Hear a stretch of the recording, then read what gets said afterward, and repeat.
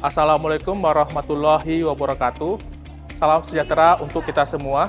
Perkenalkan, saya Fadli Afriandi, dosen tetap di Program Studi Ilmu Administrasi Negara, Fakultas Ilmu Sosial dan Ilmu Politik, Universitas Teguh Umar. Video ini merupakan penyataan diri dosen dalam unjuk kerja Tridharma Perguruan Tinggi. Video ini merupakan bagian dari proses sertifikasi dosen tahun 2026. Pada kesempatan ini, saya akan menjelaskan pelaksanaan pembelajaran mata kuliah pengantar ilmu politik berdasarkan aspek delivery, interaction, dan assessment, sesuai dengan rencana pembelajaran semester atau RPS.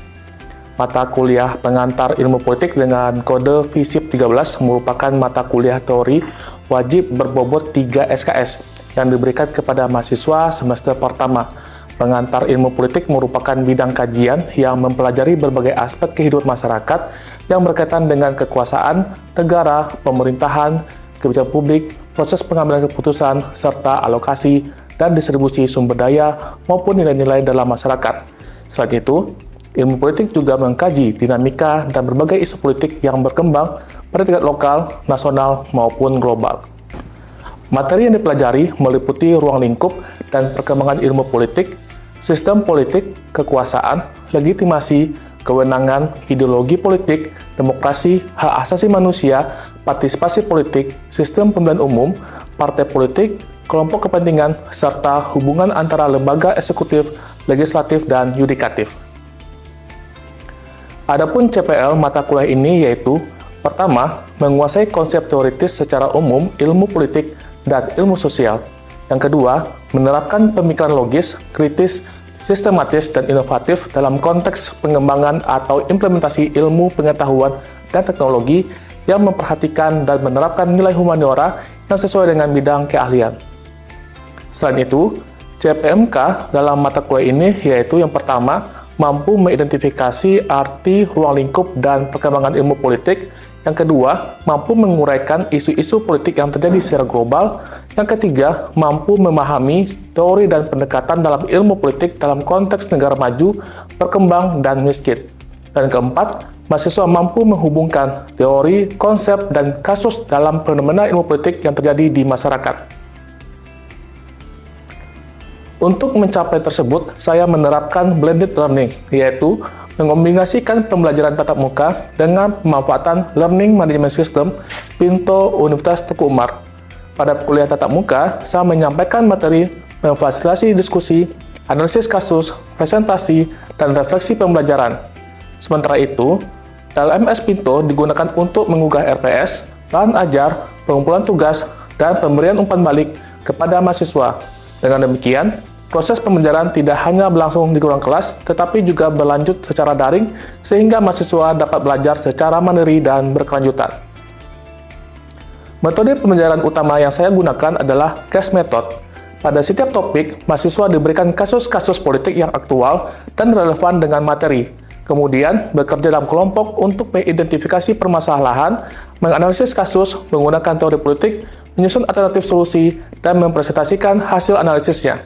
Kelompok lain memberikan tanggapan dan pertanyaan sehingga tercipta diskusi yang aktif, kolaboratif, dan berbasis argumentasi ilmiah.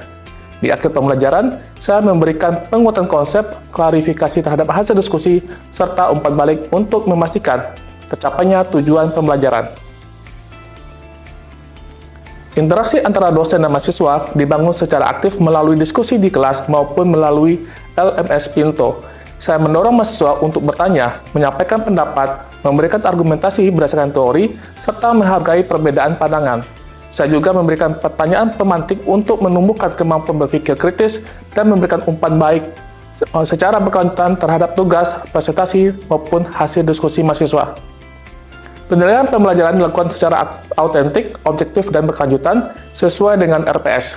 Komponen penilaian terdiri dari case method sebesar 50%, tugas harian sebesar 20%, ujian tengah semester sebesar 10%, kuis sebesar 5%, dan ujian akhir semester sebesar 15%. Untuk penilaian case method meliputi 1. Aktivitas diskusi sebesar 30% yang dinilai dari keaktifan kualitas kontribusi, kemampuan bertanya, memberikan tanggapan, dan kerjasama dalam kelompok. Yang kedua, konten atau kualitas analisis sebesar 10% dinilai berdasarkan kemampuan mengidentifikasi masalah, menghubungkan kasus dengan teori, menggunakan referensi ilmiah, serta menyusun solusi yang logis. Selanjutnya yang ketiga, presentasi sebesar 10% dinilai dari penguasaan materi, kejelasan penyampaian, penggunaan bahasa akademik, kemampuan menjawab pertanyaan, dan komunikasi yang efektif. Tugas harian diberikan dalam bentuk analisis artikel ilmiah, kajian literatur, maupun analisis kasus. Kuis dilaksanakan secara berkala di ruang kelas untuk mengukur pemahaman mahasiswa terhadap setiap materi. Sementara itu, ujian tengah semester dan ujian akhir semester digunakan untuk mengevaluasi baik evaluasi formatif maupun sumatif sebagai penguasaan konsep, kemampuan analisis, serta kemampuan mahasiswa menghubungkan teori dengan fenomena politik yang berkembang. Melalui proses pembelajaran ini, saya berharap mahasiswa tidak hanya memahami konsep-konsep dasar ilmu politik, tetapi juga memiliki kemampuan berpikir kritis, analitis, komunikatif, dan mampu menerapkan ilmu politik dalam menganalisis berbagai persoalan pemerintahan dan kebijakan publik secara akademis dan bertanggung jawab. Demikian pemaparan saya mengenai pelaksanaan pembelajaran mata kuliah pengantar ilmu politik. Terima kasih atas perhatiannya. Berikut kita saksikan praktik pembelajaran di dalam kelas. Assalamualaikum warahmatullahi wabarakatuh. Waalaikumsalam warahmatullahi wabarakatuh. Selamat pagi semuanya. Apa kabar hari ini? Oke, semoga di hari yang cerah ini, yang baik ini, kita bisa melanjutkan pertemuan kita yang ke-6 mengenai mata kuliah pengantar ilmu politik. Oke, sebelum kita mengikuti kelas pertemuan ke-6 ini, saya akan memberitahu kepada teman-teman sesuai dengan di RPS bahwasanya ada 7 pembelajaran kita pada hari ini. Yaitu yang pertama ada CPL-nya, ada CPMK-nya, dan juga ada sub CPMK-nya. CPL-nya itu menguasai konsep teoritis secara umum, ilmu politik dan ilmu sosial. Kemudian CPMK-nya adalah mampu menguraikan isu-isu politik yang terjadi secara global.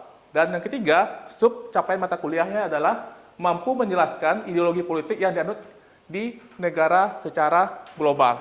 Nah, itu adalah 7 pembelajaran kita pada hari ini. Semoga rekan-rekan itu dapat mengikutinya. Nah, materi kita pada hari ini adalah pertama mengenai definisi ideologi politik. Yang kedua, teman-teman akan diajak untuk melihat beberapa ideologi yang ada di dunia ini. Ada ideologi liberalisme, kapitalisme, sosialisme, dan fasisme terakhir nantinya. Nah, sebelum kita lanjutkan ke materi ini, saya akan mereview kembali pertemuan kita di pertemuan yang kelima. Ada yang bisa menyampaikan pertemuan kita kelima minggu lalu? Saya, Pak. Ya, silakan. Izin menjawab ya, Pak, mengenai pertemuan kelima yang sebelumnya, yaitu tentang kekuasaan, yang dimana saya sudah memahami kekuasaan, yaitu adalah seseorang atau kelompok untuk memengaruhi perilaku, pikiran, atau tindakan orang lain agar sesuai dengan kehendak atau keinginan pelaku kekuasaan. Oke, benar ya, dan sudah kembali belajar ya di rumah. Terima kasih, Susi. Rekan-rekan mahasiswa, sebelum kita lanjutkan, silakan teman-teman untuk men-scan dulu barcode di atas untuk kehadirannya. Pastikan ada pakai datanya ya. Oke. Sudah? Baik. Terima kasih.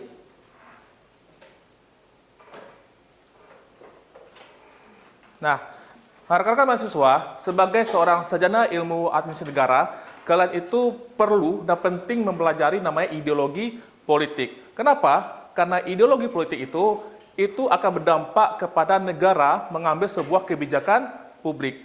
Jadi ideologi politik menjadi basis dalam pengambilan kebijakan. Oke. Pertama kita akan pelajari dulu apa itu definisi dari ideologi itu. Nah, ideologi itu berasal dari bahasa Yunani gitu loh. Yaitu ide yang berarti gagasan dan logos berarti ilmu. Jadi secara epistemologinya, ideologi dapat diartikan sebagai ilmu tentang gagasan atau ilmu tentang pengertian-pengertian dasar. Itu makna dari ideologi. Nah, kedua, apa itu ideologi politik? Nah, ideologi politik itu seperangkat gagasan, nilai, keyakinan, dan prinsip yang menjadi pedoman dalam mengatur kehidupan bermasyarakat, berbangsa, dan bernegara. Nah, ideologi politik itu memberikan arah mengenai bagaimana kekuasaan itu dijalankan. Apakah dia mau bebas, Apakah dia mau mengikuti pasar? Apakah dia mau mensejahterakan masyarakatnya? Atau apa? Nah, itu berdasarkan ideologi politik yang dianut oleh sebuah negara gitu. Nah, ada beberapa ideologi politik yang populer di dunia pada saat ini, bahkan di masa lalu. Yang pertama yaitu liberalisme. Pernah dengar nggak kata-kata liberal gitu? Pernah ya? Itu tentu familiar bagi teman-teman yang belajar di ilmu sosial, ilmu politik gitu. Nah, liberalisme itu kata dasar adalah liberal, bebas, yaitu kebebasan terhadap individu, yang mana bebasnya itu berpikir. Mereka juga bebas untuk berpendapat, bebas beragama, memiliki harta, dan menentukan pilihan hidupnya tanpa campur tangan negara secara berlebihan. Apakah dia mau agama Islam, Kristen, tidak beragama pun itu boleh diatur oleh negaranya. Nah, apa ciri-cirinya? Yang pertama, kebebasan individu. Jadi teman-teman terserah nih, mau pakai baju warna apa, mau buatan apa, itu bebas. Kemudian, hak depan hukumnya sama. Tidak ada yang namanya ada pejabat itu akan diutamakan, tidak ada. Jadi negara-negara liberal itu sama haknya di mata hukum. Yang ketiga, perlindungan hak asasi manusia. Nah, hak asasi manusia ini macam-macam ya, dari lahir sampai kita meninggal. Gitu. Kemudian, demokrasi konstitusional. Kemudian yang kelima, pemerintahan yang terbatas.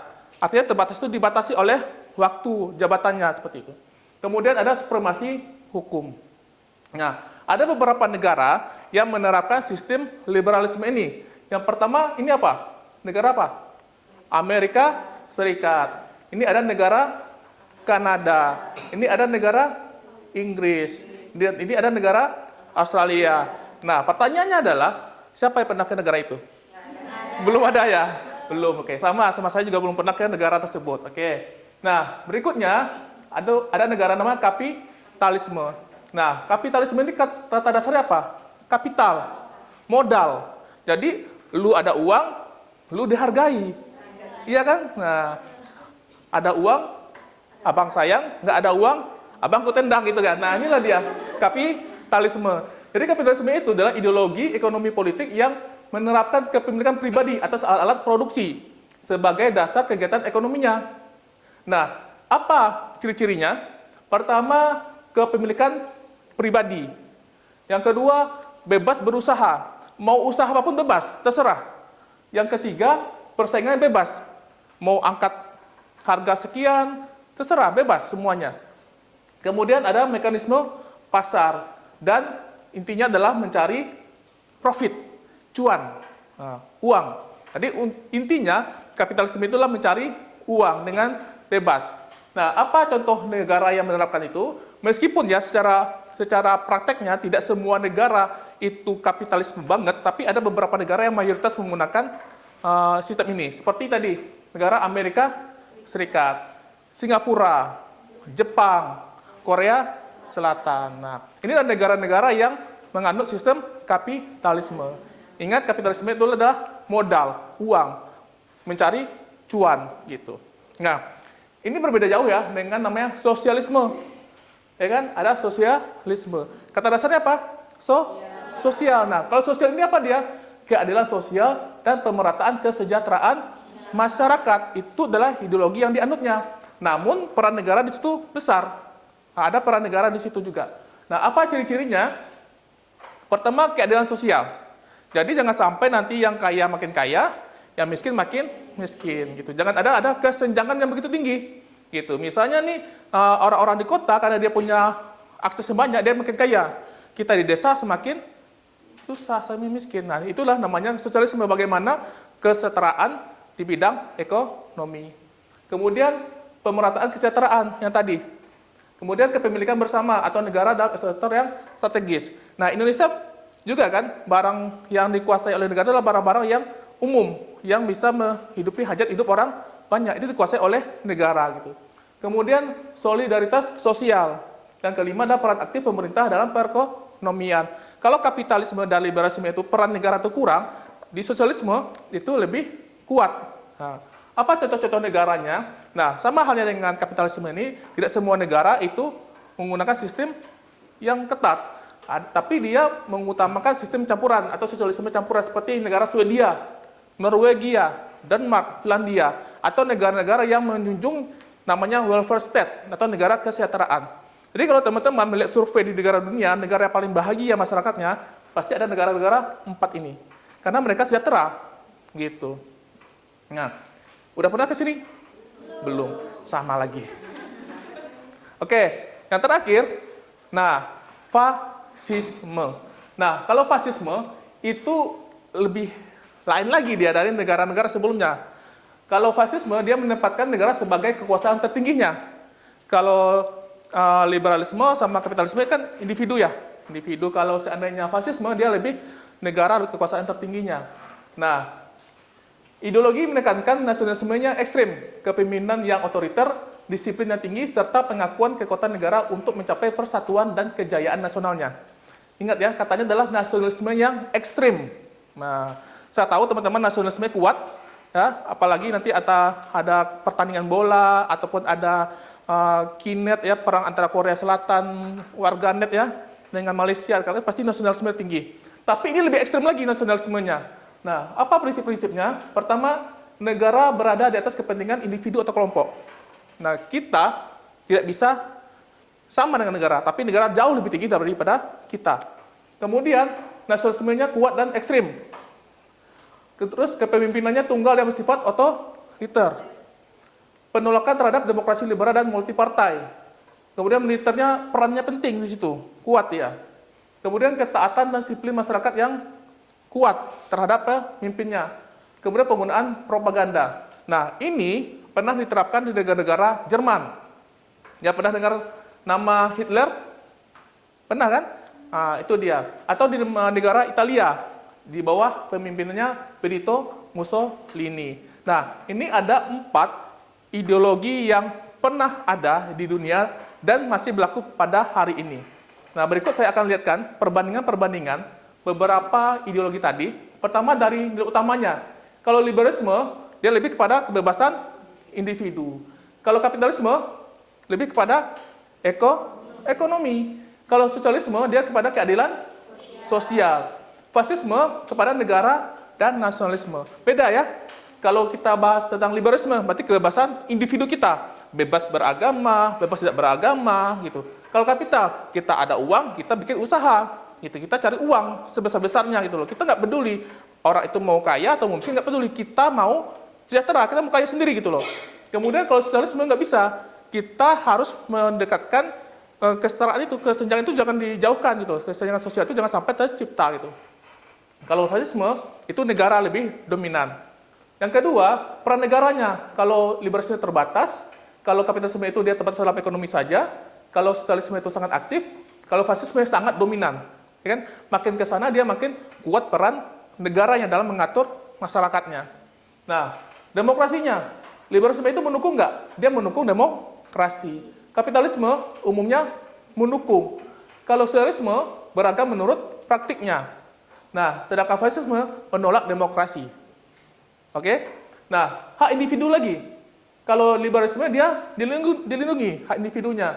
Kalau kapitalisme dilindungi saja, tapi lebih tinggi liberalisme dilindunginya. Kemudian, kalau sosialisme dilindungi dengan penekanan pada kepentingan sosial. Dan fasisme dibatasi dengan kepentingan negara. Jadi selama itu kepentingan negara, kita tidak bisa. Tapi kalau seandainya itu ada kepentingan negara, kita boleh dilindunginya. Kemudian sistem politiknya, kalau liberalisme dia lebih kepada demokrasi, kalau kapitalisme lebih kepada demokrasi dengan sistem pasar, ekonomi pasar, sosialisme itu beragam, dan sedangkan fasisme adalah otoriter atau diktator. Nah, sampai sini, apakah ada pertanyaan? Saya Pak. Boleh, silakan. Baik Pak. Sebelumnya perkenalkan saya Priska Ayu Amelia. Di sini saya ingin bertanya mengenai kapitalisme Pak. Nah jadi Pak, mengapa kapitalisme ini sering sekali dianggap menyebabkan kesenjangan sosial Pak? Terima kasih. Oke, baik, terima kasih. Saya Pak. Ya, silakan. Baiklah, sebelumnya perkenalkan nama saya Rismayani Manik. Izin bertanya Pak. Tadi Bapak sudah menjelaskan apa perbedaannya. Di sini Risma ingin bertanya, apakah sosialisme sama dengan komunisme? Baik, terima kasih Risma. Baik, di sini ada 2 pertanyaan. Pertama dari Rismayani Manik yang menanyakan apakah sosialisme itu sama dengan komunisme. Oke, sosialisme dengan komunis itu tidak sama. Sosialisme itu lebih menekankan kepada keadilan sosial dan pemerataan perekonomian. Sedangkan komunisme itu dia lebih ekstrim, yang mana dia itu menguasai negara, itu menguasai alat produksi milik pribadi. Dan komunisme itu menolak namanya multipartai, dia lebih pada satu partai. Nah, sehingga sosialisme dan komunisme itu tidak bisa dikategorikan itu hal yang sama itu. Yang kedua, ada pertanyaan dari Friska yang menanyakan bagaimana atau kenapa kapitalisme itu lebih menghasilkan kesenjangan ya. Nah, seperti yang dijelaskan tadi bahwasanya kapitalisme itu kan dia modal, uang, dia menginginkan cuan. Jadi orang-orang yang punya modal, dia akan berkembang, dia akan mencari keuntungan. Sedangkan orang-orang tidak punya modal, tidak ada upaya untuk hal itu. Sehingga kesenjangan antara sistem kapitalisme dengan sistem lainnya itu memang menunjukkan bahwasanya kekurangan dari kapitalisme itu, misalnya nih, kita punya uang nih, kita tentu akan mencari pekerjaan ya, atau mencari usaha. Nah, sedangkan tidak ada uang, ngapain gitu? Sehingga kesenjangan yang terjadi itu memang tinggi gitu. Itu dia. Makanya kapitalisme itu dia punya kekurangan juga, bahwasanya dia bisa menimbulkan kesenjangan yang cukup tinggi. Nah, begitu dia kira-kira jawabannya. Nah, sekarang saya ingin bertanya juga nih sama rekan-rekan mahasiswa. Misalnya seperti ini, kita di negara Indonesia itu seringkali mendapatkan subsidi ya dari pemerintah kita. Subsidi BBM, kereta api, mungkin subsidi dari untuk pelabuhan, menyeberang pakai kapal gitu. Dan pertanyaan saya, sistem yang mengutamakan subsidi ini atau kebijakan subsidi ini, apakah dia lebih dekat ke ideologi mana? Ada nggak yang bisa menjawabnya? Saya Pak. Ya, silakan. Sebelumnya izin Pak, perkenalkan saya Irma Nabila. Menurut Nabila nih Pak, kebijakan subsidi itu lebih dekat dengan ideologi sosialisme karena pemerintah itu berperan dalam perekonomian untuk meningkatkan kesejahteraan masyarakat. Namun Indonesia ini bukan berarti sosialisme, melainkan yang menganut ideologi Pancasila dan yang menggabungkan antara peran pemerintah dan mekanisme pasar untuk mewujudkan keadilan sosial. Wah, seperti itu. Bagus ya. Tepuk tangan dulu untuk Nabila. Baik, selanjutnya kita akan diskusi dalam bentuk kelompok. Silakan teman-teman berdiskusi dalam 4 kelompok, di mana kita akan melihat kebijakan-kebijakan yang sekarang dilakukan oleh pemerintah, kemudian hubungkan dengan ideologi yang telah kita pelajari tadi. Silakan dibagi ke dalam 4 kelompok.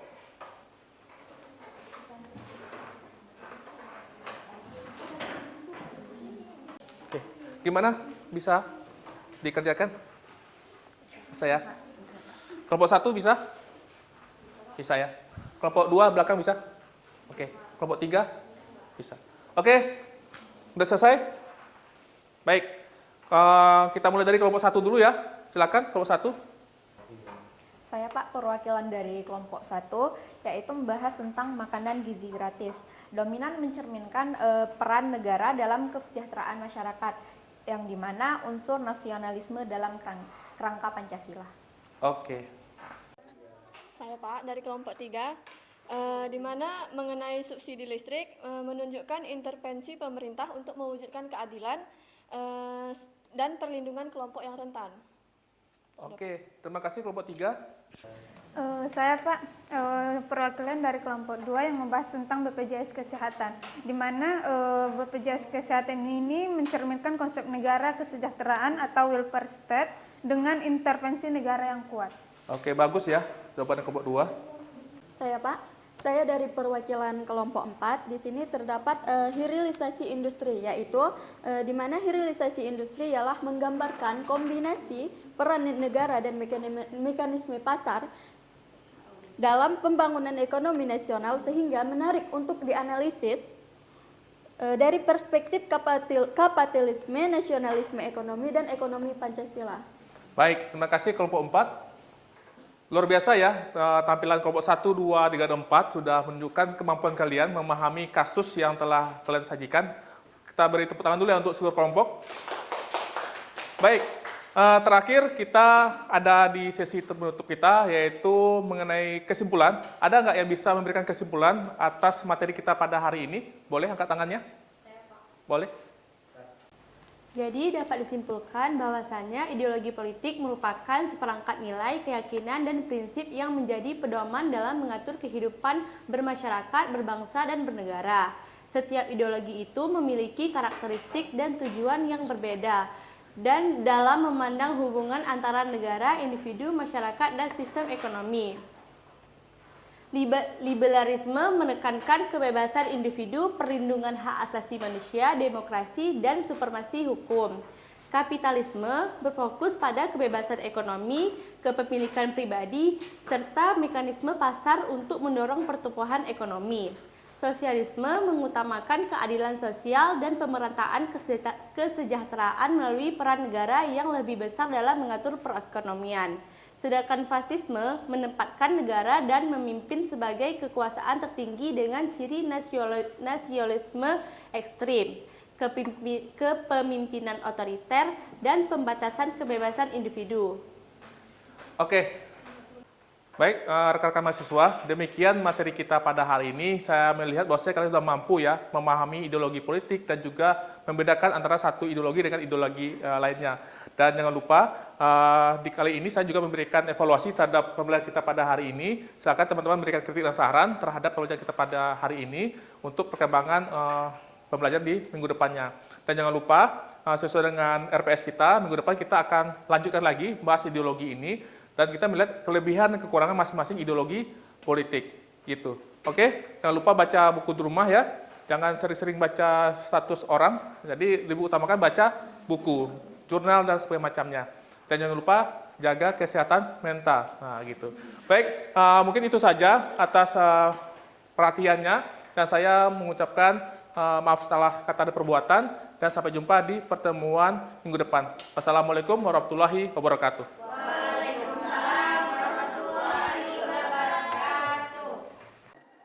Demikianlah video pernyataan dari dosen dalam unjuk kerja terhadap perguruan tinggi unsur pengajaran. Semoga apa yang telah saya sampaikan dapat memberikan kontribusi dan perkembangan terhadap pengajaran di Indonesia. Atas perhatiannya saya ucapkan terima kasih. Wassalamualaikum warahmatullahi wabarakatuh.